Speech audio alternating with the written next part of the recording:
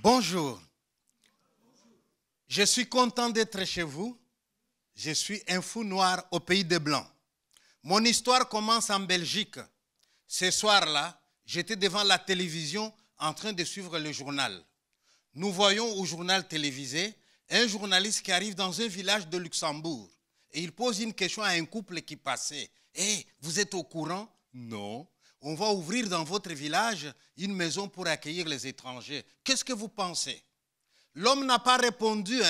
Depuis que je suis chez vous, je constate que ce sont les dames qui répondent aux questions. Et la dame qui dit, ça dépend. Si ce sont les gens de Kosovo, pas de problème. Les Kosovars sont des gens comme nous, ils peuvent venir. Mais si ce sont les autres, eh bien, je ne suis pas d'accord. Là, ma fille de 12 ans me regarde et me demande, papa, tu as entendu? J'ai déjà entendu. Et ma fille qui me dit, c'est qui les autres, papa? Eh bien, j'ai dû dire à ma fille, les autres, c'est nous. Et ma fille, étonnée, m'a regardé dans les yeux. Elle m'a demandé, papa, pourquoi sommes-nous les autres? Je lui ai dit, j'ai la chance de parler aux Européens. Je vais leur poser ta question. Et si quelqu'un me répond, je viendrai te dire la réponse. Donc, vous retenez la question de ma fille. Pourquoi sommes-nous les autres? Je suis d'accord avec vous que quand vous voyez quelqu'un qui vient de loin, vous pouvez vous poser des questions. Mais tiens, d'où vient-il? Pourquoi il est parti de chez lui? Qu'est-ce qu'il vient faire chez nous? Je vais résumer pour parler de moi avec l'espoir que mon histoire, c'est un peu l'histoire de beaucoup d'autres personnes. Il y a des gens qui partent à l'aventure à 16 ans. Mais je suis arrivé en Belgique à 42 ans. À 42 ans, on ne va pas à l'aventure. Cadre dans une entreprise. Je veux même devenir directeur, moi aussi. Et pas n'importe quelle entreprise. La fameuse GECAMINE, là où on produit les minéraux. Psychologue d'entreprise, chargé de la qualification et de la sélection professionnelle. Père de famille, 6 enfants. Ce n'est pas à cet âge-là qu'on va à l'aventure. Mais il est arrivé une situation politique qui a fait qu'un matin, vers 9 h, la menace planait déjà dans la ville. Et je vois 3 personnes qui viennent dans mon bureau. Pichibanda, c'est qui? C'est moi. Elle est dehors, monsieur. Je dis, mais non, de quel droit? Ils me disent, monsieur, ou vous sortez de vous-même en marchant sur vos 2 pieds, ou c'est nous qui vous sortons, ça sera les pieds devant. Je dis, non, laissez-moi marcher sur mes pieds. Et j'ai couru à l'extérieur.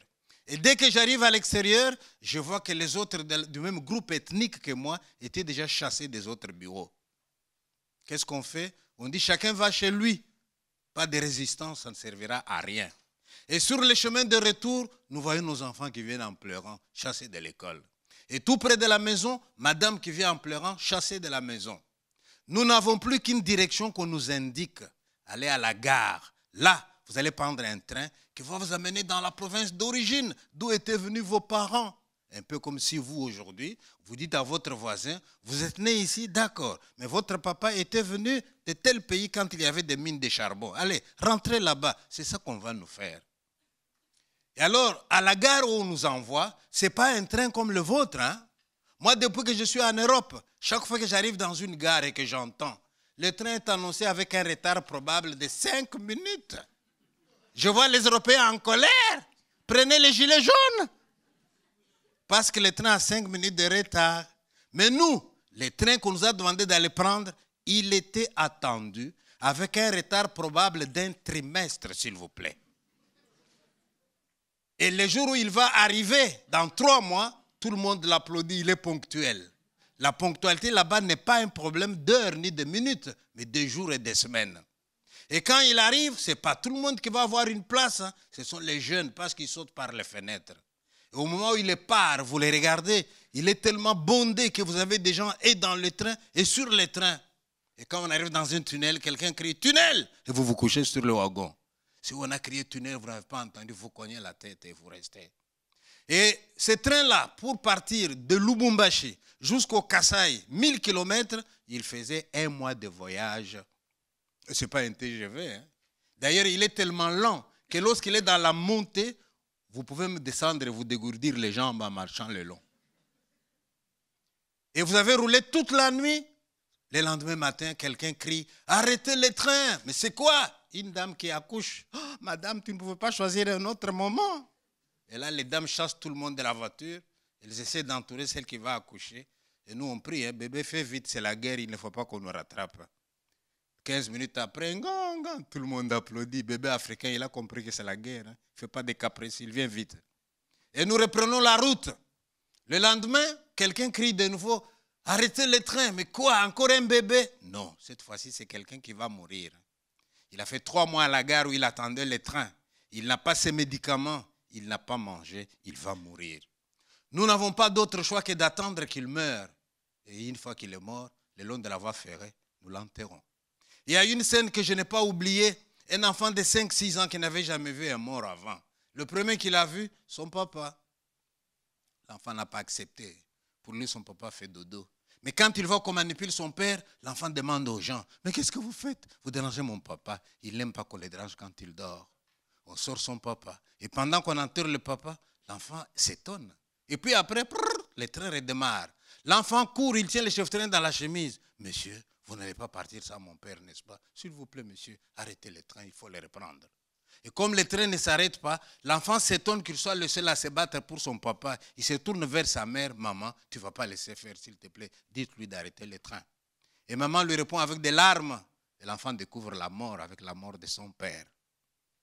Voilà ce qui se passe. Mais dans cette situation-là, votre serviteur, j'ai été aussi professeur là-bas, voilà une femme dans toute cette souffrance-là qui me voit et qui m'interpelle. « Monsieur Pichibanda, je vous connais, vous avez été mon prof. » Je dis oui, mais des gens comme vous voyez tout ça et vous laissez faire.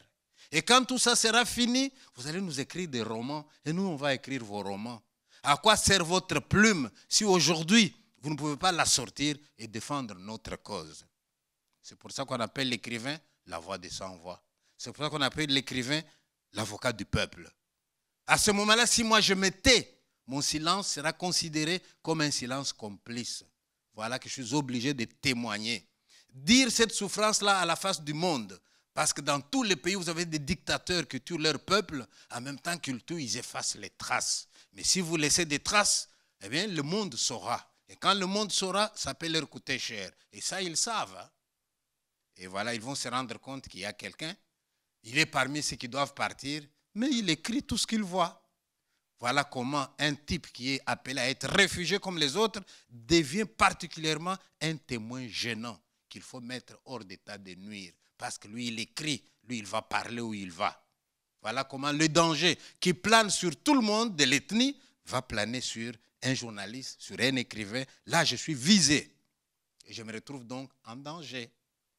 Je ne vous souhaite pas d'être à ma place, hein, de voir une épouse avec ses 6 enfants qui vous regarde et qui vous dit, on fait quoi maintenant?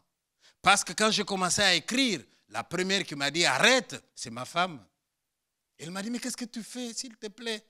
Si tu ne veux pas penser à toi-même, mais pense à moi et aux enfants. Si on t'arrête, moi, 6 enfants, j'en fais quoi? Je n'ai pas écouté ma femme. J'ai nagé à contre-courant. Et le jour où les dangers se précisent, hein, ma femme, la première, me regarde dans les yeux. Bravo, on fait quoi maintenant que tu es visé? On fait quoi? Est-ce qu'on va se sentir coupable? Ou est-ce qu'on se dit, bah, il fallait bien que quelqu'un nage à contre-courant? Voilà pourquoi je me suis retrouvé donc dans l'obligation de partir. Je ne voudrais pas qu'on ait pitié de moi. J'ai eu plus de chance que les autres. J'étais connu non seulement de la communauté française de Belgique.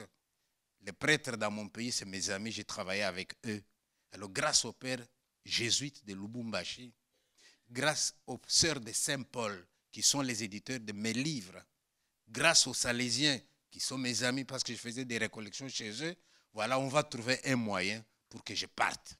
Je vais cacher ma femme et mes enfants quelque part. Vous faites le mort, vous ne bougez pas, moi je m'en vais. Si jamais je trouve un pays d'accueil, je vous ferai venir. Voilà pourquoi je suis parti. Donc, enlevez de votre tête l'idée selon laquelle un matin, je me serais réveillé au Congo, j'aurais dit à ma femme, chérie, tu fais ma valise, hein? Je vais aller vivre au soleil de la Belgique. Dans mon cas, c'est un père de famille qui quitte sa femme et ses enfants, qui ne sait pas quand il va les revoir. Dans mon cas, c'est un cadre d'une entreprise qui brise une carrière professionnelle et qui perd 17 ans de cotisation par rapport à la retraite. Je ne les aurais pas en Belgique. Hein? On est payé à la retraite en fonction des années qu'on a cotisées chez vous. Les années que nous avons perdues là-bas, c'est perdu. Et voilà, on part. Et je suis arrivé chez vous. Oh, quand j'arrive en Europe, la première chose qui m'a frappé, c'est le climat. Dans mon pays, quand il fait 20 degrés, tout le monde dit, qu'est-ce qu'il fait froid aujourd'hui? 20 degrés. J'arrive chez vous, moins 6 degrés. J'ai même vu un petit Africain qui grelottait de froid et qui demandait à son père, papa, ça sera toujours comme ça ici? Le papa qui dit oui, l'enfant dit, rentrons chez nous, papa. C'est quel pays où il fait si froid? Pendant ce temps, je vois un Européen qui marche à l'aise dans le froid. Et moi, je lui demande, monsieur, c'est toujours comme ça ici, le climat, la température? Il me regarde, il me répond, non, aujourd'hui il fait doux. Aujourd'hui il fait doux. Je dis, en voilà un qui se moque de moi. Maintenant, je vais sortir de l'aéroport. Qu'est-ce que je vois? 2 files de gens. Dans l'une des files, ça se passe bien. Les gens sont respectés, ils sortent. Mais dans l'autre file, contrôle des papiers, bousculade, fouille dans la valise. Je me dis, tiens, 2 files. Ici, des gens respectables et ici, des gens bousculables. Vous savez ce que j'ai fait? Je suis allé du côté où ça se passait bien. Mais oui, dans mon pays, rien que l'âge, tu es respectable, tiens. Et là, voilà quelqu'un qui vient vers moi, monsieur, qu'est-ce que vous faites là? Je fais la file, vous voyez bien. Il me dit, allez de l'autre côté. Je dis, non, hein. Vous avez vu comment on se bouscule là-bas? Je préfère essuyer des gens respectables. Et lui me dira, monsieur, vous vous êtes regardé? Et là, je me regarde. Et pour la première fois, je découvre que je suis noir. Et un jour, dans une école primaire, un enfant m'a dit, monsieur, mais arrêtez d'exagérer. Vous découvrez que vous êtes noir. Et avant, vous pensiez que vous étiez rouge. J'ai répondu, avant, je pensais que j'étais un homme tout simplement.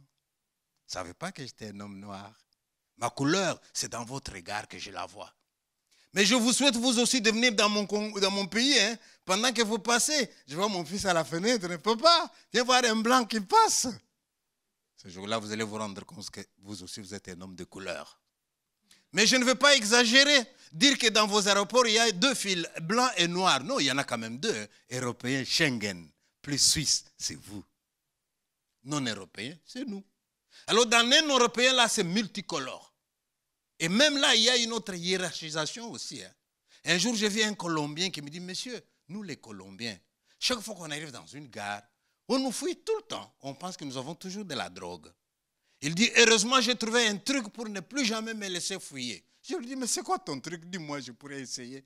Il me dit, maintenant, quand j'arrive dans une gare ou dans un aéroport, je m'aligne toujours derrière un noir. Et lui, on le contrôle et moi, on me laisse passer. Je lui dis, ça, c'est pas facile à imiter. Hein? Allez, finalement, je dois sortir de l'aéroport. Et on me dit, il faut prendre un train pour aller au centre de Bruxelles. Et j'arrive dans le train. Et mes expériences européennes commencent. Première expérience. J'arrive dans une gare européenne et le train est arrivé à l'heure pile. Et nous, les Africains, on est capable de l'accuser de n'avoir pas attendu un tout petit peu qu'on arrive. La deuxième chose qui m'a frappé chez vous, quand le train arrive, tout le monde entre par la porte. Chez nous, on saute par les fenêtres aussi. Hein. Si tu attends la porte, tu n'as pas de place. Hein. Et tout le monde s'installe et je m'installe aussi. Et là, une fois que je suis installé, voilà une dame européenne qui vient s'installer en face de moi. Et moi, le plus naturellement du monde, comme si j'étais en Afrique, je regarde la dame en face de moi et je lui dis, bonjour madame. Elle sursaute, elle me dit, vous me connaissez? Moi, je dis, pour vous dire bonjour, je dois vous connaître. Mais pour vous connaître, je commence par quoi? Oh, les Européens, vous êtes terribles, hein? Au lieu de vous réjouir que je vous ai salué, vous dites, il est fou. Pourquoi? Il m'a salué. Je ne le connais pas. Oh, terrible. Hein? Je m'installe et le train démarre. Mais quand le train démarre, je regarde un peu pour découvrir l'Europe. Alors posez-vous la question, un noir qui vient chez vous, qu'est-ce qui va le frapper? La hauteur de maison? Le nombre de voitures? La vitesse? Moi, rien de tout ça. Je regarde dehors, je vois une dame. Je demande à mon compatriote, c'est quoi ce que je vois là? Mais c'est une dame européenne qui promène son chien. J'ai dit, une dame européenne qui promène son chien. Oui. Mais pourquoi elle marche comme ça? Oui, mais c'est comme ça qu'elle marche, une dame européenne qui promène son chien. Vous avez déjà vu une dame européenne qui promène son chien, comment elle marche? Je vous montre. Elle marche comme ça, derrière le chien, comme ça. Et moi, j'ai dit, mais pourquoi elle marche comme ça? Et on me répond, en Europe, le chien, il mange tellement bien qu'il est costaud. Hein. Alors il est devant, il tire la maîtresse. Ça, je n'avais jamais vu en Afrique. Hein. En Afrique, il n'y a pas à manger pour nous, il n'y en a pas pour les chiens. Hein. Les chiens d'Afrique, il est maigre, le maître devant et les chiens d'Afrique viennent derrière. Ici, les chiens mangent tellement bien. Oh, donnez-les à votre enfant de 12 ans. Les chiens les traînent, papa au secours. Les chiens capables, oh, qu'est-ce qu'ils mangent bien, les chiens en Europe. Regardez votre budget, ce qui va aux chiens et aux chats. Bravo les Européens. Je vous félicite. Mais là où je ne suis pas d'accord avec vous, c'est quand moi j'arrive, j'entends, qu'est-ce qu'il vient faire chez nous? Il vient manger notre pain. Il n'y en a que pour les chiens et les chats. Il n'y en a pas pour moi. Et là-dessus, j'ai dit aux Européens, est-ce que vous connaissez votre histoire, vous les Européens? Dans votre histoire, il n'y a pas que la guerre mondiale. Dans votre histoire, il y a aussi de belles pages. Et les belles pages, vous les avez oubliées. Souvenez-vous de vos ancêtres à vous. Quand ils dressaient la table, eh bien, ils prévoyaient toujours une assiette en plus, qu'on appelait l'assiette du... Qu'avez-vous fait de cette assiette-là? Si aujourd'hui, il y a un problème, est-ce que c'est parce que moi, je suis arrivé ou est-ce que c'est parce que vous, vous avez enlevé l'assiette? Imaginez que chacun d'entre vous remette l'assiette. Mais qu'aurais-je à vous prévenir de mon arrivée parce que mon assiette est déjà là? Posons-nous la question, tiens. Alors, on arrive en Europe maintenant. Et quand on arrive, n'allez pas croire qu'on va dérouler les tapis rouges pour nous recevoir. Hein. Il faut encore passer à l'administration. Je ne vais pas vous donner les détails. Mais sachez tout simplement qu'au moment où moi je suis arrivé, sur 10 personnes qui demandaient l'asile chez vous, on n'en acceptait que 2 sur 10. Hein. Les 8 s'étaient refusés. Et vous avez déjà remarqué que les Sénégalais, ils viennent à Paris. Hein, mais les Congolais de Kinshasa, ils vont en Belgique. Parce que c'est nos oncles quand même, les Belges. On a des liens de famille. Ils ont été chez nous. Alors parfois, ils ont un peu pitié de nous. Il veut renvoyer quelqu'un, mais il prend quand même son dossier, il les laisse traîner 1 an, 2 ans. Le temps qu'il se refasse un peu de force. Et une fois qu'il a pris des forces, eh bien 2 ans après, vous apprenez qu'on veut mettre dehors une famille qui pourtant est bien intégrée dans un village. Eh bien, c'est des choses qui arrivent. Alors, moi j'arrive, je dois habiter aussi un centre. Et dans ce centre-là, je ne vous décris pas ce qui se passe là-bas. Mais 6 mois après, je reçois une lettre de la Belgique. Monsieur, votre dossier est recevable. Oh, d'un côté, je suis content, mais en même temps, j'ai peur. Parce qu'au moment où on me dit le dossier est recevable, je suis obligé maintenant de quitter le centre où on reçoit les demandeurs d'asile et d'aller maintenant dans votre ville, dans votre village, dans votre quartier et vous dire à vous ici présents, poussez-vous là. Moi aussi, j'arrive. Nous allons vivre ensemble. Et ma femme viendra. Mes enfants aussi. Est-ce que nous sommes les bienvenus ou est-ce que nous sommes des intrus? La réponse, nous, on l'a quand on cherche les maisons à louer. Posez-vous la question, vous avez un appartement à louer? Un Français se présente? Un Belge se présente? Moi aussi, je me présente. Est-ce que nous avons la même chance d'avoir l'appartement? Je vous laisse la liberté de votre réponse. Un jour, il y a quelqu'un à qui j'ai téléphoné parce qu'il avait mis les communiqués dans le journal. Monsieur, je peux venir voir l'appartement? Oui. J'arrive samedi 15h, je sonne, il ouvre. Oh, c'était un noir, paf, il claque la porte. Je dis, mon Dieu, je sonne encore une fois. Il ouvre, il me dit, vous n'avez pas compris. Je dis, j'ai compris. Vous ne voulez pas me loger? Il dit, oui. Vous pouvez me dire pourquoi? Monsieur, je ne veux pas vous loger. Mais dites-moi pourquoi, est-ce que je m'y prends mal? Est-ce que le quartier est inaccessible? Dites-moi, comme ça je saurai ce que je dois faire, où je vais aller. Il s'arrête. Vous voulez que je vous dise? Oui. Il commence. Vous les Noirs, je dis, oui, ça commence bien, nous les Noirs. Il dit, dès qu'on loge un, demain il y en aura 10 dedans. Hein. Je lui dis, c'est la solidarité africaine, tiens. Et puis il dit, vous les Noirs, vous faites trop de bruit. Hein. Le calme des gens, vous ne savez jamais respecter, vous. Ce n'est pas du bruit, c'est de l'animation. Et puis il dit, vous les Noirs, votre nourriture ne sent pas bon. Je dis, pardon monsieur, répétez-moi ce que vous venez de dire là. Notre nourriture ne sent pas bon.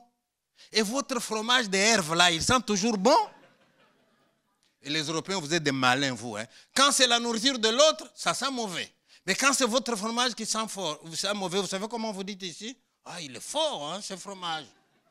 Et quand il sent encore plus mauvais, vous savez comment vous dites ici? Ah, il a du caractère, hein, notre fromage. Donc, votre fromage a le droit d'avoir du caractère et mon poisson, non. Et alors, les Européens qui nagent à contre-courant existent aussi. Heureusement d'ailleurs. Et ces Européens qui nagent à contre-courant, un d'entre eux va me dire, Pi, si tu vois encore une maison, n'appelle pas, laisse-moi appeler à ta place. Et c'est lui qui a appelé à ma place. C'est lui qui m'a trouvé une maison dans un village perdu de Brabant-Wallon. Et j'arrive dans ce village, qu'est-ce que j'apprends? Que je suis le seul noir du village. Je dis, ouais, ça va chauffer ici. Hein? Alors on me montre chez moi et je me suis senti seul. Moi, je n'ai jamais vécu seul. Que ce soit chez mes parents, que ce soit dans ma famille, que ce soit dans la société africaine, on ne vit jamais seul. Alors, j'ai refusé la solitude. Ça, c'est mon premier geste de résistance chez vous. J'ai refusé d'être seul. Alors, qu'est-ce que j'ai fait? Dès le premier jour, j'ai pris ma chaise. Je suis allé sur la place du village, en dessous d'un arbre, et je me suis installé. Avec l'espoir que les Européens qui me verraient prendraient leur chaise et qu'ils viendraient aux nouvelles. Me dire bonjour, me souhaiter la bienvenue. Et j'ai attendu. 5 minutes, 10 minutes, un quart d'heure, personne. Je me suis secoué. Puis, tu n'es pas en Afrique, ici c'est en Europe. En Europe, chacun chez lui. Hein, les Européens, chacun chez lui. Surtout si vous avez marqué propriété privée, n'entre pas. Il n'y a personne qui viendra. Mais essayez en Afrique. Osez marquer propriété privée, vous allez voir. C'est comme si vous les invitez. Qu'est-ce qu'ils y mijotent? Qu'est-ce qu'ils y mijotent? Ils viendraient voir ce que vous y mijotez. Hein? J'ai remis ma chaise. Et alors là, j'ai dit, mais mon Dieu, qu'est-ce que je vais faire? Alors, on m'avait dit qu'à Bruxelles, il y a un quartier où on voit beaucoup d'Africains. Alors, si vous vous sentez seul, allez là-bas, vous verrez sûrement quelqu'un qui vient de votre pays. J'ai dit, je vais y aller. Et j'arrive à la gare, on me dit, monsieur, il n'y a pas de train. Oh, mon Dieu, qu'est-ce que je vais faire? Alors là, je me suis souvenu de mon grand-père. Nous, on respecte beaucoup les vieux chez nous. Chez nous, on dit quand un vieux meurt, c'est une bibliothèque qui brûle. Alors, ce que nos grands-pères nous disent, ça nous accompagne partout. Et mon grand-père me disait à moi, mon petit-fils, les jours où tu iras à l'étranger, ne danse jamais le premier. Et regarde comment ils dansent là-bas et dansent comme eux. C'est ce que vous nous demandez, non? Intégrez-vous, faites comme ici, soyez comme nous les Français. Très bien. Même si vous avez un problème grave. Alors, j'ai dit d'accord. Alors, je me suis mis le long de la route et j'ai fait comme chez vous.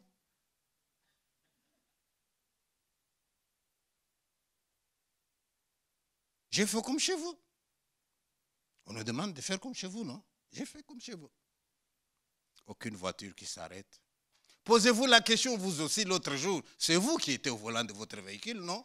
Le long de la route, il y avait quelqu'un comme moi. Il a fait comme ça. Comment avez-vous réagi? Moi, je ne vous dis pas arrêtez-vous chaque fois. Moi, je ne garantis pas que le gars qui fait ça, c'est toujours un type bien. Mais ce dont je suis sûr, c'est que ces jours-là, vous avez laissé le long de la route quelqu'un qui avait vraiment besoin de vous. Ah oui, ces jours-là, qu'est-ce que j'avais besoin de vous? Personne ne s'est arrêté. Je me suis senti tellement mal et j'ai téléphoné au Congo.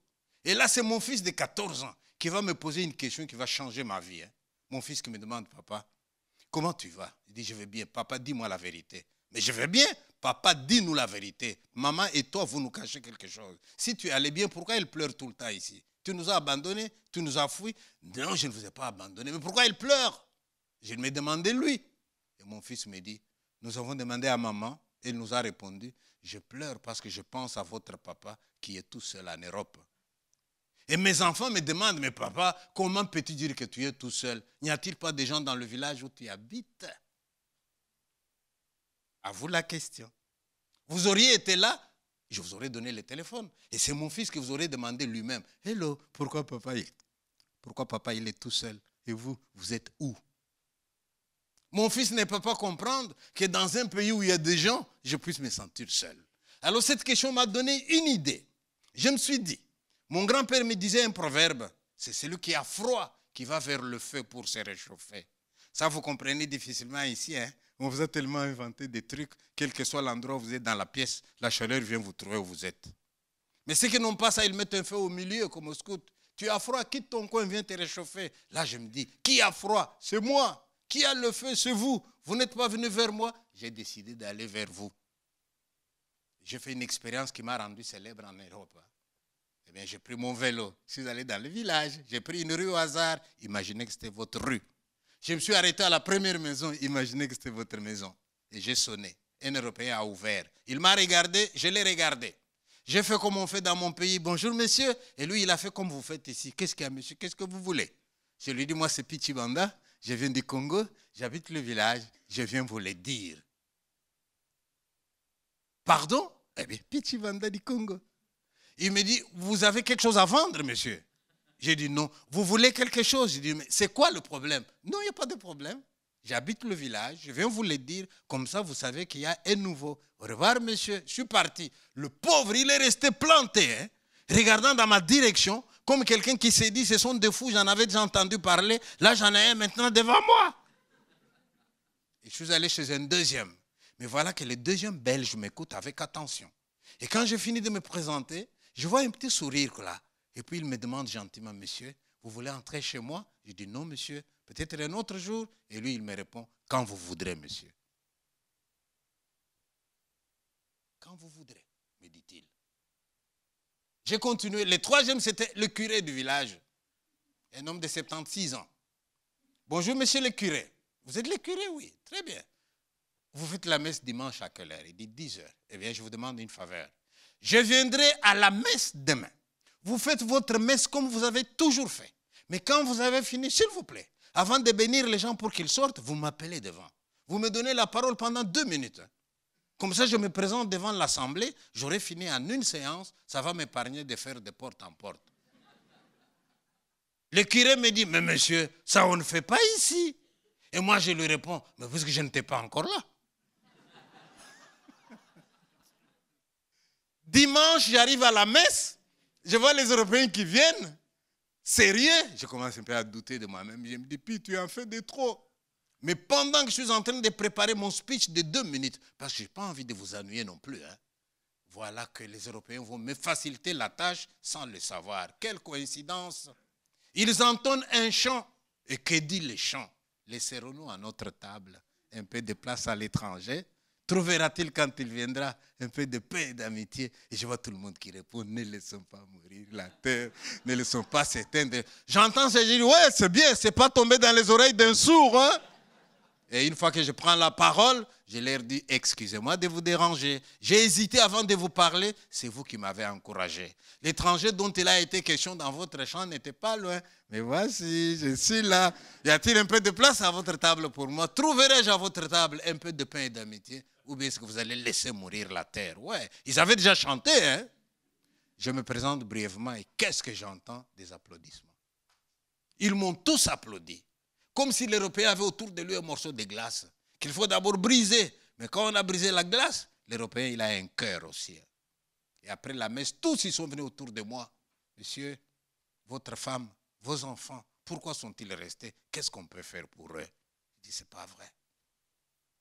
Et pendant que je parle avec tout le monde, je vois un couple à l'écart. Je me dis, démocratie européenne, au moins 2 qui ne sont pas d'accord avec moi. Je me trompais, ils attendaient que je finisse. Et quand j'ai fini, monsieur vient, il s'appelait Dominique, sa femme Myriam. Puis, moi c'est Dominique, ma femme Myriam. S'il vous plaît, notre maison n'est pas loin. Si vous n'avez pas un autre programme, est-ce que vous voulez bien venir chez nous à la maison? Première invitation, tout de suite après la messe. Et quand j'arrive chez eux, qu'est-ce que je constate? Que tous les autres Européens qui étaient à la messe m'ont vite réservé une surprise terrible. Ils ont dit au couple, comme vous n'habitez pas loin, invitez-le. S'il vient, nous, on vient vous rejoindre. Le temps que chacun aille chez lui, prendre du pain, du fromage et du vin, prendre du pain, du fromage, et voilà, 50 personnes qui ont mangé en mon honneur ce jour-là. Mais moi, j'y croyais. Je ne doutais pas un seul instant qu'en Europe, il y a des portes auxquelles on peut frapper et qu'il y a des portes qui vont s'ouvrir. Et quand nous avons fini, Dominique me dit, monsieur, si ma femme et moi avons tenu à ce que vous veniez chez nous tout de suite, c'est pour vous dire une chose. À partir d'aujourd'hui, vous n'êtes plus seul dans ce village. Vous vous ennuyez, téléphonez, je viendrai vous chercher. Ou de vous-même, venez chez nous. Vous avez un vélo? Venez, monsieur. Et il ajoute, même sans avoir prévenu. Là, j'ai dit, voilà quelqu'un qui connaît les Africains. Parce que nous, nous, on se rend visite les uns les autres sans avoir prévenu. Hein? Et quand on arrive à l'improviste, on vous dit, je voulais vous faire une surprise agréable. Donc, vous êtes prévenus. Hein? Si demain, vous me voyez chez vous à 22h30, sans vous avoir prévenu, dans ma tête, je me dis, je vais lui faire une surprise agréable. La surprise est d'autant plus agréable que j'arrive au moment où vous m'attendez le moins. Et la nouvelle va se répandre dans le village. Et alors, petit à petit, j'ai vu des changements. Et moi, je ne savais pas que je provoquais des changements. Quand est-ce que j'ai vu que je provoquais des changements? C'est quand je suis le long de la route. Je fais ça et je vois 3 voitures qui s'arrêtent et j'ai le choix de la voiture. Et un autre jour, j'avais travaillé loin de chez moi. 23h, je suis dans le train. Voilà le contrôleur qui vient. Monsieur, votre billet de train. Et je lui montre mon billet de train. Il regarde, il dit, monsieur, vous êtes en retard. Je dis, comment? Je suis dans le train, il roule. Il dit, oui, il roule, d'accord. Mais quand on arrivera dans la gare de Outigny, vous devez descendre, prendre une correspondance. Oui. Je vous préviens, quand on arrive dans l'autre gare, il n'y a plus de train, monsieur. Il faut partir 1 heure plus tôt, la fois prochaine. Mais c'était un homme consciencieux. Il s'est préoccupé de moi. Il me demande gentiment, mais qu'est-ce que vous allez faire quand on va arriver là-bas? Là, j'ai réagi en africain. Je lui dis une chose à la fois. D'abord, arriver là-bas. C'est là que la question va se poser. Pas faire comme les Européens qui se posent tellement de questions avant qu'ils s'empoisonnent même un présent qui aurait pu être meilleur. De toutes les façons, le train ne fera pas marche arrière. Arrivons là-bas, on verra. Et j'arrive dans l'autre gare. Voilà mon problème. Un noir arrive dans une gare à 23 heures. Il n'a pas de correspondance. Qu'est-ce qu'il fait? Et pendant que je me pose la question, je vois un ami. Je dis, chouette, à deux, on va trouver la solution. Parce qu'il a le même problème que moi. Il va dans le même village. J'ai dit, nous allons trouver la solution ensemble. Mais ce que je ne savais pas, c'est que l'ami que j'ai vu, il allait encore compliquer l'équation. Parce que lui, il s'appelle Rachid. D'origine marocaine. Donc le problème se complique maintenant. Un noir et un arabe dans une gare à 23 heures. Ils n'ont pas de correspondance, ils font quoi? Et Rachid me dit, nous marchons à pied. Je dis, non, on fait l'autostop. Il dit, pardon? On fait l'autostop. Rachid me dit, ça fait combien d'années que tu es en Belgique, monsieur? Toi, tu vas la nuit, le long de la route. Un noir et un arabe, les deux qui font l'autostop. Ça ne va pas la tête. Je dis, Rachid, je n'aime pas qu'on me colle une étiquette, alors n'en colle pas aux Européens d'emblée comme ça. Donnons-leur la chance de voir s'ils vont nous prendre. Il me dit, ce n'est pas le moment de philosopher, puis.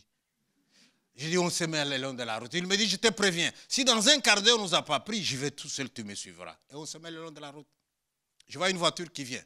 Je lui ai dit quelque chose, ne le prenez pas mal, ne soyez pas vicieux, ce n'était pas méchant, c'était de la stratégie. Il y a une voiture qui vient, qu'est-ce qu'on fait? On cumule les deux malheurs ou quelqu'un parmi nous deux va dans l'ombre. Alors il comprenait vite, il est allé dans l'ombre.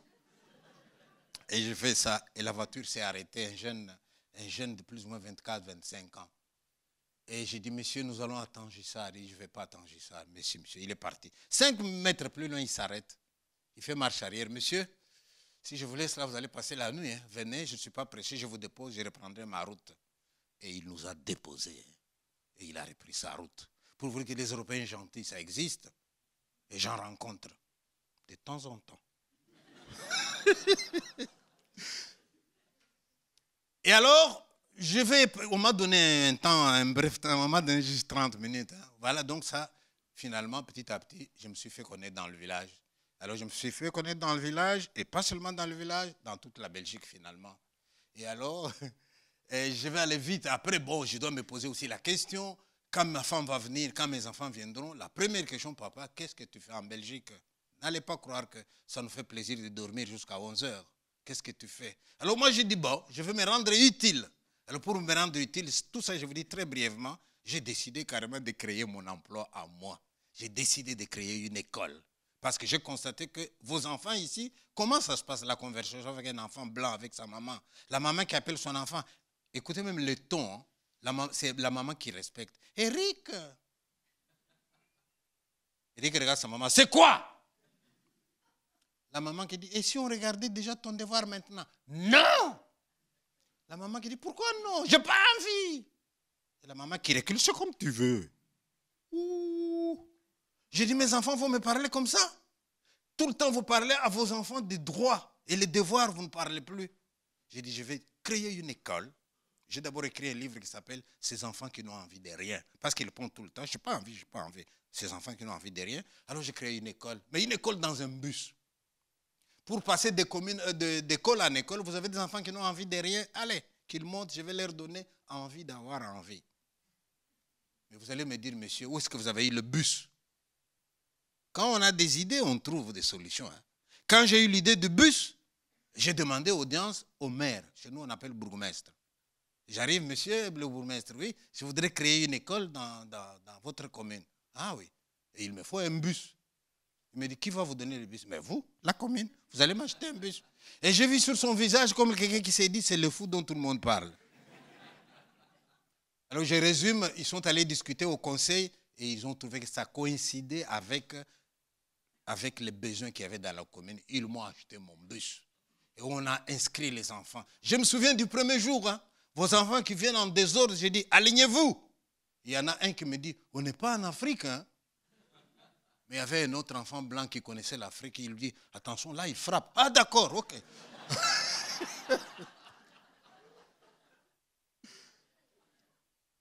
Au bout de 2 ans, j'ai abandonné l'école pour la céder à d'autres personnes parce que j'avais beaucoup d'autres choses à faire. Mais pour abandonner l'école, j'ai dû engager un psychologue belge, une assistante sociale belge pour qu'il continue l'école. Pour vous dire, je ne suis pas venu seulement manger du pain, mais là, je crée des emplois occupés par les Européens maintenant. Et alors, votre serviteur, qu'est-ce qu'il fait maintenant? Il sillonne le monde entier. Alors, un jour, je trouve dans ma boîte à lettres une lettre. Elle venait du gouverneur de la province. Monsieur, la Belgique est au courant du travail, des ponts que vous mettez entre le peuple. On a décidé de vous décorer. Je dis, vous allez me décorer, moi? Oh, et ils m'ont décoré citoyen d'honneur de Brabant-Wallon. OK. 3 semaines après, j'ai trouvé une autre lettre du roi cette fois-ci. Hein. On a décidé de vous créer au niveau du roi. Eh bien, on m'a déclaré officier de l'ordre de Léopold. Mais le jour où on me mettait la médaille de l'officier, j'ai dit, vous ne pouvez pas changer le nom de cette médaille? Léopoldais qui coupait les mains à mes ancêtres au Congo, hein, ils vont apprendre que je suis devenu son officier ici. Alors maintenant, je fais le tour du monde, je passe partout, je raconte mon histoire. Mais ce que je voudrais vous dire maintenant, en conclusion, c'est quoi? C'est que je suis venu chez vous, je n'avais comme bagage que ma foi, je n'avais comme bagage que mon espérance, je crois en l'homme, je me dis, chez nous en Afrique, si jamais tu marches, tu as faim, tu marches et tu crèves de faim, on peut cracher sur ton cadavre. Pourquoi tu t'es laissé mourir de faim?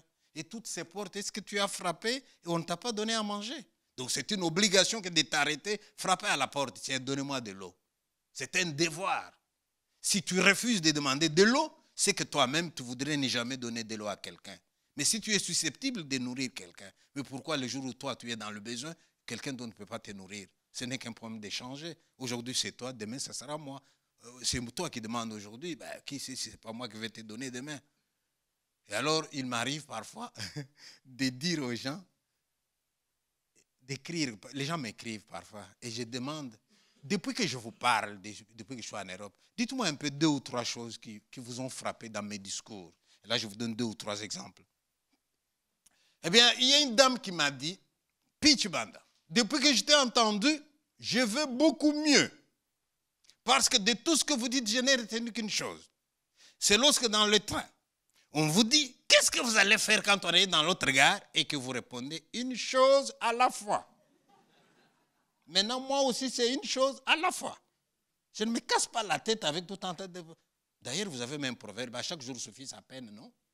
C'est dit chez vous. Mais pourquoi vous vous mettez dans la tête tout un tas de choses? Vous crevez pour rien. Réjouissez-vous des choses toutes simples. Ça, c'est la première chose. L'autre chose, c'est un jour, je vais sur la route, un enfant de 12-13 ans m'arrête. Pichi Banda, je vous connais, s'il vous plaît. Arrêtez-vous, monsieur. Monsieur, s'il vous plaît, demain, à 19h, vous venez avec votre femme manger chez nous. Je dis, vous pensez que moi, on m'appelle comme ça? Oui, oui, je sais que vous êtes un homme important, vous avez des spectacles. Je dis, mais monsieur, pendant qu'il dit ça, il commence à pleurer. Mais pourquoi tu pleures? Et l'enfant de 12-13 ans me répond, monsieur, mon papa est mort il a 6 mois. Je ne vois pas de rapport jusque-là. Maintenant, ma mère, on vient de lui trouver un cancer. D'accord. Mais ma mère, elle vous aime beaucoup.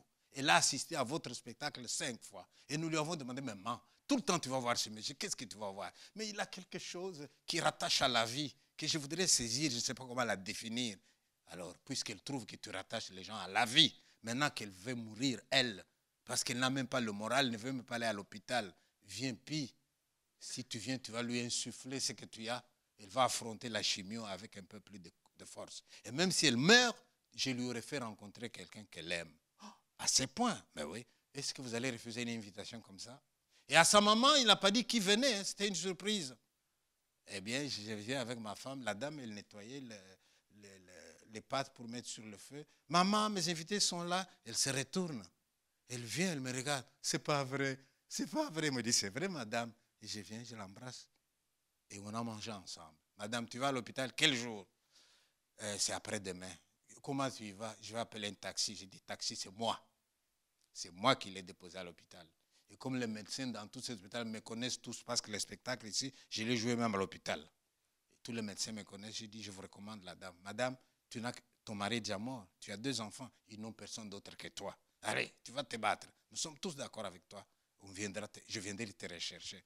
Nous avons recherché la dame, elle est guérie. Je ne fais aucun miracle là-dedans. Mais C'est un enfant qui me dit, viens. Mais qui pouvait s'imaginer que ces noirs à qui on dit, qu'est-ce qu'il vient faire chez nous? Il veut manger notre pain. Ces noirs va réconforter quelqu'un d'autre. Ou alors, dernier exemple, une dame qui me téléphone. Pichibanda, je suis à l'hôpital psychiatrique de Uccle. Madame, qu'est-ce que tu fais à l'hôpital psychiatrique de Uccle? J'ai fait une tentative de suicide hier. Je voudrais en finir pour ne pas faire souffrir mon mari et mes enfants. Qu'ils souffrent en une fois que je m'en aille, plutôt que de leur faire souffrir comme ça. Et puis tu bandes là-dedans. Oui, mais j'essaie de me tuer, mais je n'arrive pas à la fin parce que je vais mourir, mais c'est vous qui me retenez. Mais je vous retiens. Et là, mais vous ne me retenez pas assez. Mais quand vous recevez un message comme ça, qu'est-ce que vous faites? Eh bien, vous prenez la voiture, hein, vous allez à l'hôpital, hein, et vous entrez, madame, oh, il est venu jusqu'ici pour moi. Et madame, je suis venu pour toi. Alors, allons-y. Et madame va parler. Très bien. Vous rentrez à la maison pour que je vienne vous voir encore la semaine prochaine, ou bien on s'est dit au revoir, je viendrai seulement à l'incinération. Non, je vais rentrer à la maison. Ah, d'accord, tu peux donc rentrer à la maison. Voilà, donc c'est des choses comme ça qu'on apporte aussi. Donc celui que vous pensez, il vient main vide. Méfiez-vous. Vous m'avez donné l'ascenseur, maintenant moi je renvoie l'ascenseur. Au mois de novembre, j'étais en Guyane française. La Guyane, c'est la France. Hein? J'ai fait une petite expérience. Je suis en train de faire un montage vidéo sur mon carnet de voyage en Guyane.